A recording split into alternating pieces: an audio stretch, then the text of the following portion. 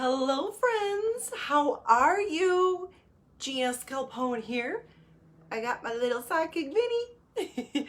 This is Ask Me Anything, my weekly Ask Me Anything show where I help you, other small business owners, service-based business owners, hairstylists, makeup artists, photographers, nutritionists. I help you with your business, and I bring you on live and I help answer the questions that you have for me. Today, I'm going to feature Britt. She's a new stylist and she has a few questions about basically marketing herself and promoting herself online and face-to-face when she's with clients while they're in her chair. In addition, she wants to learn how to upsell her products and services to her existing clients.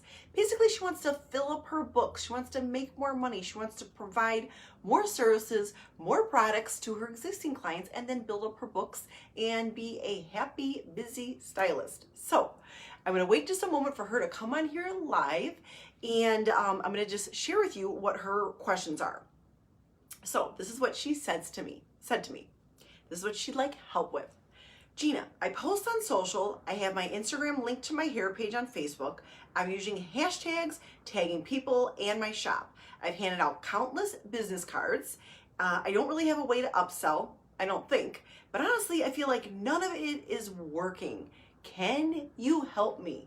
Why, yes, my friend, I can help you, and I'm here to help. This is actually my expertise, how to teach other small business owners how to show up online, promote themselves and their amazingness, and create more income and get more people in their chair. So this is what I love teaching. I have a whole program designed around teaching this. It's called Glamhairus Academy. Don't worry, this is not a pitch. The doors are not open now. I will let you all know when the doors open again. It'll be in January of 2022. But right now, I'm in live coaching right now with my current students, and we're having so much fun. That's actually what I was doing right before I came on this live training. Okay, so my questions for Britt would be, or are, Britt, what hashtags are you currently using? When you say tagging, what's your strategy with that? Business cards, where do you hand them out? Who do you hand them out to? What do you say when you're handing them out? Number 4, upselling. What strategies are working so far? What have you tried? What's not working? What is working? Maybe you haven't tried anything, but you're at the very beginning. That's great. Now's the time to start upselling. I believe 90% of your clients should be buying 90% of your products and services. And we're going to get into that with upselling in just a moment. That's question number 4. Okay. My first thing I'm going to say to Britt is, and anyone else out there who's watching, first things first. If you're overwhelmed right now, that is okay. We've all been there. You, my friend, are not alone. So if you're a new business owner, this is very common. Where to start? She's doing all the things, but the things aren't working, and she's probably feeling a little frustrated and a little anxious or mad. Like, why aren't these things working? This is exactly what this training is. I hope this helps you out, Britt. Okay.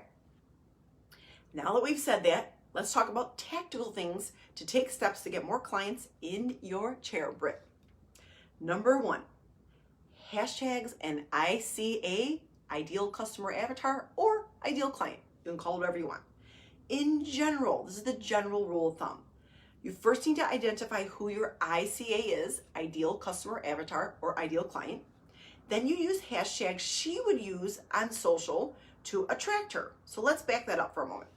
ICA, ideal client. Most people, I teach this in great detail inside my academy, but this is just an overview so I can help Britt out. Most people have an ideal client in their chair already. I mean, if you're brand new and you have 0 clients, you're just going to imagine what your ideal client is like.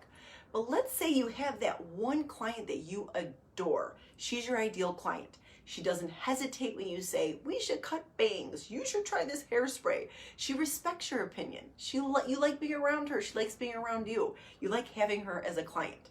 So you're going to think about it. How old is she? You're going to get real nitty gritty with the details. How old is she? Does she have human kids? Does she have dog kids? Is she married? Is she single? Does she live in the city? Does she live in the suburbs? What does she do for a living? What does she do in her free time? What does she do? Like, what's her outside activity? What's a pain point she talks to you about? For example, my hair is always so greasy. I can never get my hair to be full. My curls don't stay in my hair. Like, what's something that she talks to you about that you try to help her with when she's in your chair? So first, you're going to identify who your ideal client is. Then you're going to think about what hashtags would she be using. Let's say she has 2 senior rescue pups. Is she on Instagram using the hashtag, or would you say she would use the hashtag senior rescue pups? If that's the case, even though it's not really related to the post that you're creating using the hashtags to attract that ideal client. Let's say she is a runner. She loves to run. And she lives in the town that she lives near the town that you live in. So let's say you could use the hashtag runners of Chicago. That's probably too broad, but something specific that she would use. Like, what hashtags does she use when she's on Instagram? You can use up to 30 hashtags. You could put them in the comments section. You could hide the hashtags so people aren't like, what's with these hashtags?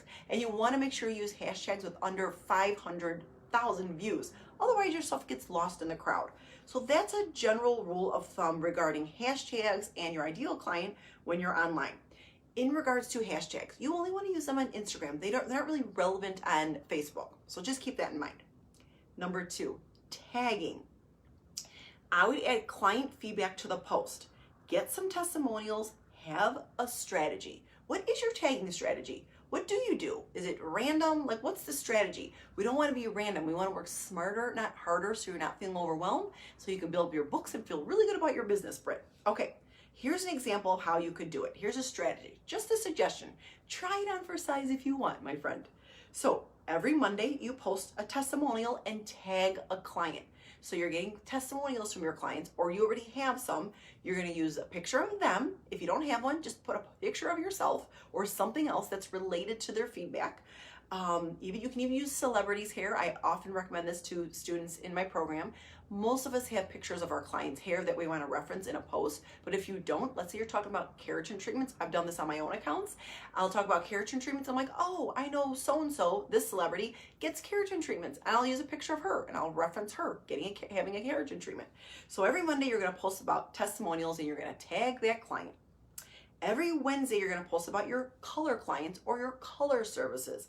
Maybe even the way your brain works regarding why you decide to use that toner, or why you decide to make her a blue vivid hair client instead of a pink, or instead of how you went from blonde to blue or whatnot. So that would be every Wednesday. Then every Friday, you're going to post about, let's say, your bridal hair. You do bridal hair, you do wedding parties and special events. You're going to show pictures, you're going to talk about that. And let's say every Saturday, you're going to post about what you do on your day off and how it relates back to your business. This is branding yourself. You don't only want to show pictures of hair. That gets boring after a while, all the before and after pictures. Come up with a strategy about when you're showing up, why you're showing up. Be intentional about it. This actually makes it easier for you to show up consistently. Okay. So we're going to talk, so let's just say every Saturday you're talking about your business. You're talking about what you do on your day off to prepare for your week, or how you enjoy your day off, and what you do for downtime or self-care to prep for the following week. You can always relate it back to your business, even if you're talking about things that you do on your day off or ways that you spend your free time. So that's another example. So let's talk about business cards. You say you pass out business cards. Are you going to events where your ideal client hangs out and handing them out there? That would be a question of mine.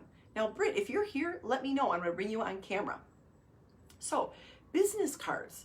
Do you hand them out? If you're handing them out to anybody and everybody, it doesn't really make sense, because you want to hand out your business cards to someone that you actually want your chair. So I'm going to give you an example. Are you handing them out at, let's say, your son's soccer game, where really most of you, the soccer moms, wouldn't be an ideal client of yours because you specialize in tape and extensions. And you know those moms in there don't have time for tape and extension services. So just think about it. Who are you handing your card out to? Are they your ideal client? Where could you go to meet more of the ideal client that you already have? And it might just be already like the client in your chair that's your ideal client that you love. Where are her friends hanging out?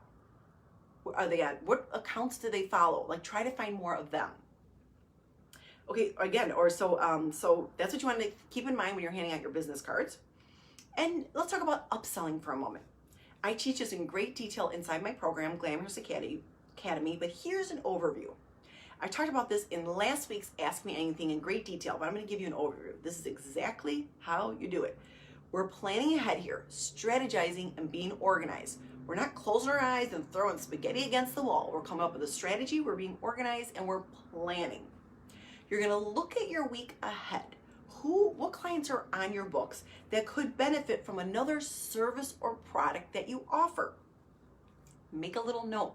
Let's say you have 10 clients on your books this week, and let's say there's 2 clients that get their cut and color done by you, but really you think they would benefit from a keratin treatment. Make a little note next to their name so you remember to talk to them about it. You're going to talk to them about, ask if they've ever heard of a keratin treatment.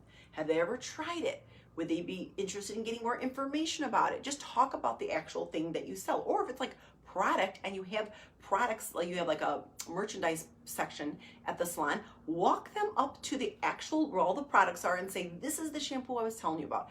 This is the hairspray I used on your head. On you today, not on your head, on your hair today. So I want you to think about that. You want to be organized and think in advance.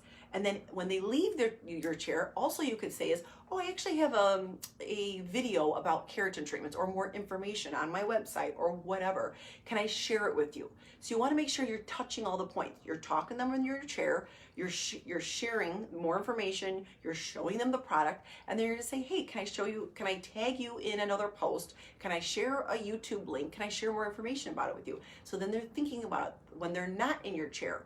When they're watching this video. Oftentimes my clients, they'd say, how do I do a top knot in my hair? And I explain it briefly, but I'd say, oh my gosh, I have a video on YouTube on exactly how to do it, on exactly in more detail what I just shared today while you're in my chair. Can I share the link with you? So they say, oh my gosh, that'd be so great. Thank you so much. Or it's like a blog from my website or a YouTube video, that kind of thing. So you want to provide more value to your client that's in your chair and help them out with their problem, question, concern, or pain point. So that's what I have for you today, my dear Britt. I hope this helped you out. I hope this helps out any of the rest of you that are watching or listening, tuning in here. Basically, let's just recap. We talked about what hashtags to use on social and how to identify your ideal client. When you're tagging a client, there's a strategy behind it. Business cards, where do you hand them out? Who do you hand them out to? Let's be clear about that and have strategy in mind. And then upselling, how to actually upsell your products and services to your existing clients. I'm sure you have 4 or 5 or 6 different products and services that you sell. You want to get 90% of your clients to be buying or getting 90% of those products and services. That's how you work smarter, not harder. It's our job to tell the clients that are in our chair about the other services and products and things that we offer. It's not their job to ask us, it's our job to educate them, to inspire them, to encourage them to try something different. So I hope this helped you out, my friends. I hope you liked it. Comment below what other questions or ideas that you have. Let me know if you'd like to be featured in my Ask Me Anything, and I hope you have a great night, and I will see you all again soon.